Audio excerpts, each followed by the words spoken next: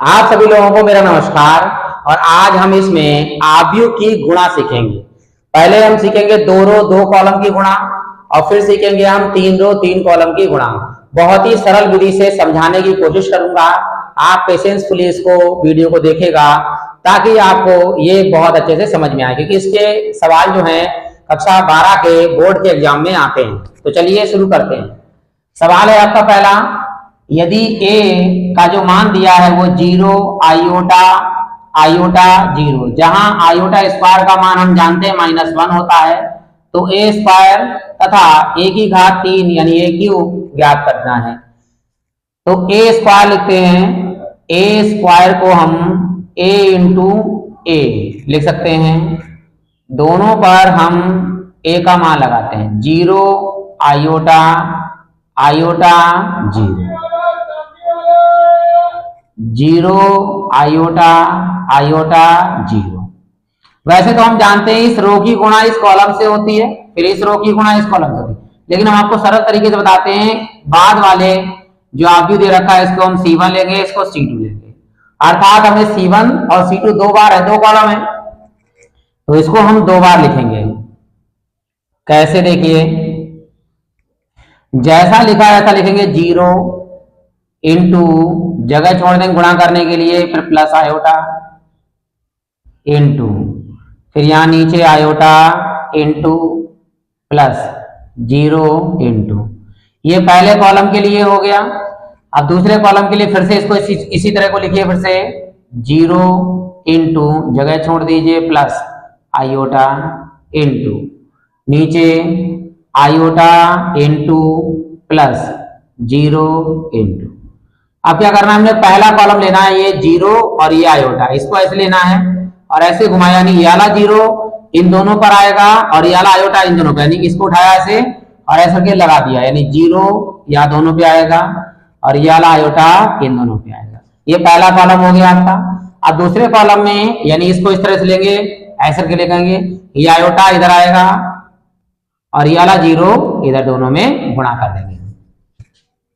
तो a square हो गया आपका 0 गुणा 0 से तो 0 plus iota iota iota square नीचे 0 प्लस 0 की किसी से भी गुणा करें 0 0 plus 0 iota iota iota square plus 0।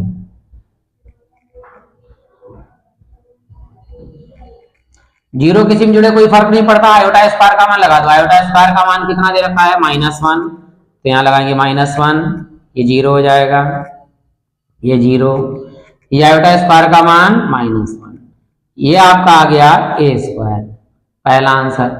अब हमें चाहिए a क्यू, तो a क्यू को लिखेंगे हम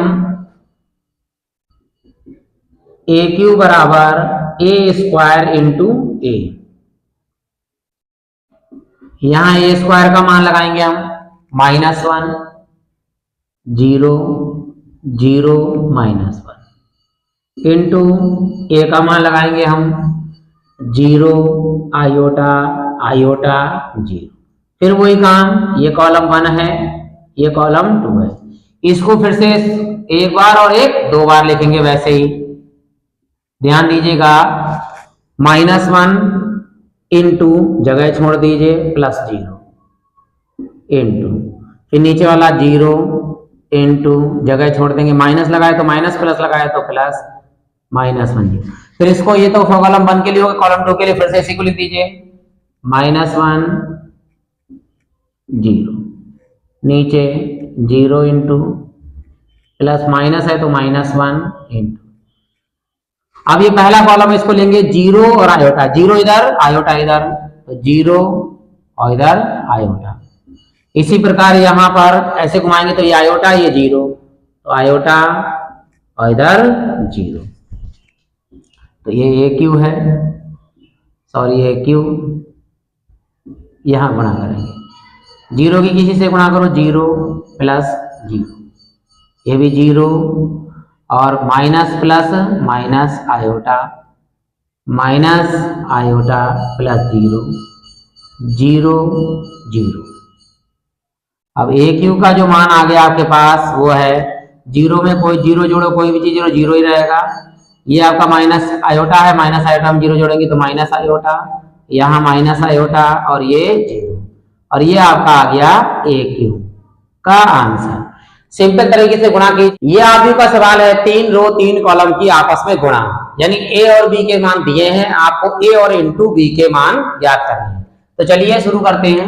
ये मान आपका ए में दिया हुआ है, यानी 3 रो 3 कॉलम, ये बी में मान दिया हुआ है 3 रो 3 कॉलम, हमें ज्ञात करना है ए इंटू बी। तो यहाँ फार्मूला लगाते हैं, ए इंटू बी का मान लगाते हैं। यहाँ पर ए का मान 1 5 1 2 0 माइनस 1 माइनस 3 2 1 इंटू 3 4 2 माइनस 1 2 0 2 5 3। इसको बहुत ही सरल तरीके से हम गुणा करते हैं। पहले वाले को मत देखिए, पहला वाला जैसा लिखा वैसा लिखा दीजिए। दूसरे वाले में कितने कॉलम है, तो पहला 1 2 3 3 कॉलम यानी C1 C2 और C3 इसमें लिख दीजिए। इसको एज इट इज 3 बार लिखना है। कैसे लिखना है देखिए, a इंटू बी बराबर 1 इंटू, एक जगह छोड़ देंगे लिखने के लिए, यानी इसमें से, फिर प्लस 2 जैसा लिखा हुआ है इंटू, फिर माइनस 3 इंटू, फिर नीचे 5 इंटू, फिर प्लस 0 इंटू, फिर प्लस 2 इंटू, फिर नीचे 1 into, minus 1 into, plus 1 into. ये हो गया C1 के लिए। अब फिर से इसे लिखिए C2 के लिए, फिर से एक बार 1 into, plus 2 into, minus 3 into, फिर नीचे 5 into, plus 0 into, plus 2 into, नीचे 1 into, minus 1 into, plus 1 into. अब एक बार और है, तीसरे लिखिए तो 2 के लिए हो गया। अब C3 के लिए ऐसे फिर से लिखिए एक बार 1 into, plus 2 into, minus 3 into, यहाँ 5 into, plus 0 into, plus 2 into, नीचे 1 into, minus 1 into, plus 1 into. 3 column से 3 बार हमने लिख दिया। इससे गुणा मतलब गलती होने के चांसेस बहुत कम है, ना के बराबर है, यानी नहीं होगी गलती। अब देखिए ये C1 लिया हमने, इसको उठाएंगे सिर के और ऐसे घुमाएंगे और ऐसे लग देंगे, यानी पहला वाला 3 इधर आएगा इन तीनों में, फिर दूसरा वाला 4 यहाँ आएगा और 2 यहाँ आएगा। तो इसको ऐसे घुमाते हैं और ऐसे करके बिल्कुल फिट कर देते हैं। यहाँ लिखेंगे 3 3 3 और यहाँ बीच वाले में आएगा 4 4 4 और लास्ट वाले में आएगा 2 2 2। ये आज C1 हो गया। अब C2 में इसको लिखेंगे यहाँ पर, तो -1 पहले आएगा यहाँ, फिर नीचे 2, फिर लास्ट में 0। इसी प्रकार से यहाँ पर इस तरह से यहाँ गुणा करेंगे, तो पहले में आएगा 2, फिर 5, फिर लास्ट वाले में 3। देखिए कितने अच्छे से आपने फिटिंग कर ली, दिमाग में कोई प्रेशर नहीं कि किसकी गुणा किससे करनी है, सिंपल गुणा होगा। अब आराम से इसकी गुणा करिए, जोड़िए, घटाइए और आपका आंसर प्राप्त हो जाएगा। यहाँ लिखिए 3 एकम 3 प्लस के 4 दूनी 8 माइनस के 3 दूनी 6 5 तियां 15 प्लस 0 से गुणा करेंगे 0, फिर प्लस के 2 दूनी 4, नीचे 3 एकम 3 माइनस 4 एकम 4 प्लस 2 एकम 2, यहाँ माइनस के 1 प्लस के 2 दूनी 4 और 0 की किसी से भी गुणा करो 0, माइनस प्लस माइनस माइनस 5 एकम 5, 0 की गुणा करो 0 प्लस 0, यहाँ माइनस के 1 माइनस प्लस माइनस के 2 एकम 2 और 0 से गुणा करो तो 0, लास्ट में 2 एकम 2 प्लस के, प्लस में है 2 एकम 2 और 5 दूनी 10 माइनस के 3 तियां 9, 5 दूनी 10, 0 से गुणा 0, प्लस के 3 दूनी 6, नीचे 2 एकम 2 माइनस के 5 एकम 5 और प्लस के 3 एकम 3, नीचे ए बी बराबर। ये हो गए 8 और 3 11 और 11 में से जब 6 घटेंगे तो कितने बचेंगे आपके पास, प्लस के 5। यहाँ 15 और 4 15 और 4 19 और नीचे देखिए ये 2 प्लस के 3, 3 और 2 कितने हो गए 5, 5 में से 4 गया तो कितना बचेगा 1। यहाँ 4 ज्यादा है, 4 में से 1 गया तो 3, यहाँ माइनस के 5 ही बचे हैं, अकेले हैं। यहाँ माइनस के 2, माइनस के 1 तो माइनस के 3।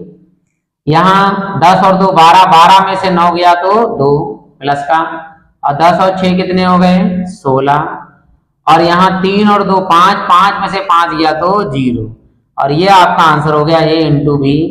मैं आशा करता हूं कि आपको बहुत अच्छे समझ में आया हो। आप ऐसे ही प्रैक्टिस कीजिए, आपको 2-3 बार में ही बिल्कुल अच्छे से गुणा आ जाएगी, सवाल आपका बिल्कुल सही होगा।